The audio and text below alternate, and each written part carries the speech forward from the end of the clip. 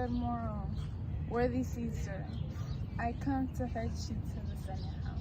And you come in very happy time to bear my greeting with the senators. I told them I will not today. Cannot! It's a false! Tell them I dare not. Falser! I will not come today. Tell them so, Theseus. Say he's sick. Shall Caesar send a lie? Have I in conquest stretched my arm so fat? To be afraid to tell graybeards the truth? Theseus, go. Tell Caesar will not come. Most mighty Caesar, let me know some cause, lest I be left out when I tell them so. The cause is in my will. I will not come. That is enough to satisfy the Senate. But for your pride and satisfaction, because I love you, I will let them know. Capronia here, my wife, stays me at home. She dreamt tonight she saw my statue, which, like a fountain with 100 sprouts, did run pure blood, and many lusty Romans came smiling and did bathe their hands in it. And these does she apply by warning and pores. This dream was all misinterpreted. It was a vision fair and fortunate, your statue spouting blood in so many pipes, in which so many smiling Romans bathed, signifies that from you great Rome shall suck reviving blood, and that great man shall press for tinctures, stains, relics, and cognizance. This by Calpurnia's dream is signified. And this way have your law expanded. I have, when you have heard what I say, it now the Senate have concluded to give this day a crown to mighty Caesar. If you shall send them word that you will not come, their minds may change. Besides, it were a mock act to be rendered if for someone to say, break up the Senate till another time when Caesar's wife shall meet with better dreams. If Caesar hides himself, shall they not whisper, is Caesar afraid? How foolish do your fears seem now, Caparina. I am ashamed I yield. Give me my robe, for I will go.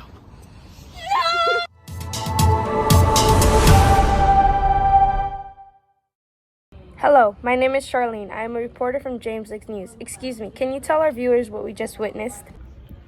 What you just witnessed was me, Julius Caesar, going to my wife's orders of not going to the Senate because Caparina is telling me that she's having nightmares of a statue of me streaming pure blood and Rome is smiling while washing their hands and she convinces me until Decius Brutus comes in. Decius Brutus describes that Caparina's nightmares are misunderstood and that the Roman peoples are smiling and washing their hands in my blood because they are worshiping me and that I, Julius Caesar, keep Rome alive.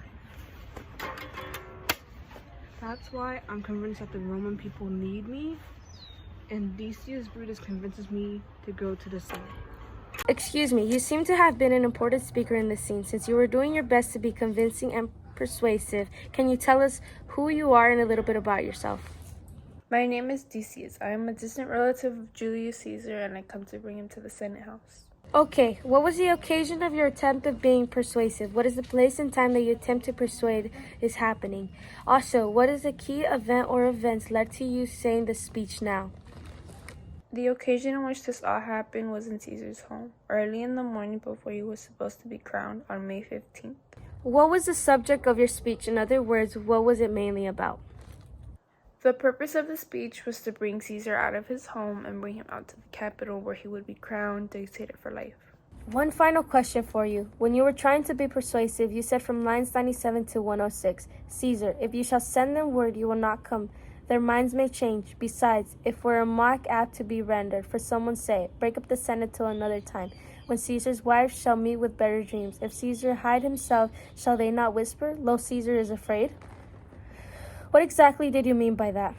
Decius is saying that if Caesar does not go, people will talk and people will think he is scared, and that Calpurnia will have more dreams to come, that he cannot depend on her one nightmare. Hello, can we ask you a question? It appeared you were the audience of Decius' speech. Since he was trying to pursue you, can you tell our viewers who you are and a little bit about yourself? My name is Julius Caesar. I'm known as a great Roman general and senator returning from Rome from a successful military campaign. On the Ides of March is when I was supposed to be crowned as the dictator king of Rome. But my wife, Calpurnia, convinces me not to go as something bad will happen to me. I consider myself power hungry, but I do believe that I'm eternal as the North Star because no bad omens or threats had reached my life. I am unaware that Decius Brutus, my noble friend, is with conspirators who are willing to kill me because they think I'm going to overthrow Rome with my dictatorship. When Brutus was attempting to pursue you, what tone do you think he used? Why do you think he used this tone towards you? I believe that tone was subjective. The reason why I think that tone was presented was because Decius Brutus was given his personal opinion about Calpurnia's dream, describing it as a sign that the Roman people need me. What rhetorical appeals did Decius use trying to pursue you?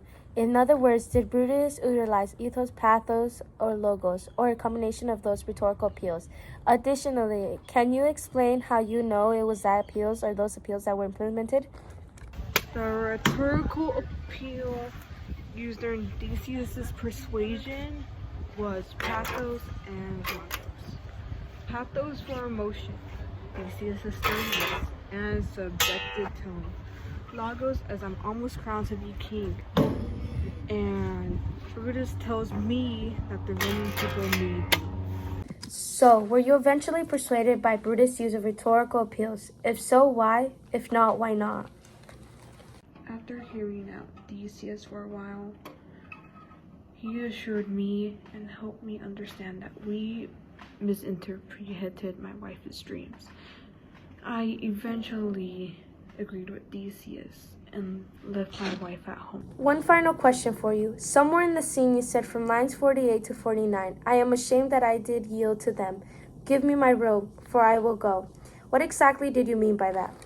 What I meant was that because Decius Brutus convinced me, I now believe that Calpurnia's dreams were foolish. I felt ashamed that I fell for her misconducted dreams. And now I changed my mind about going to the Senate because of Decius' statement. So can you tell us what might possibly happen next as a result of what unfolded in this scene? Also, why will it happen?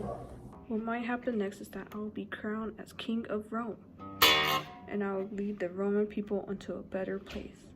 This will likely happen because I have my good friend Decius escorting me, and the Roman people are already at the Senate waiting for my arrival. Okay, this is it for now. This is your reporter Charlene, live here at my house. Now back to the studio.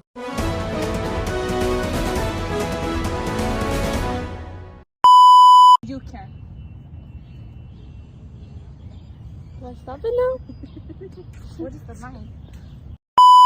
Be time to put my greeting with the senators. Until then, I will not come in today. Cannot.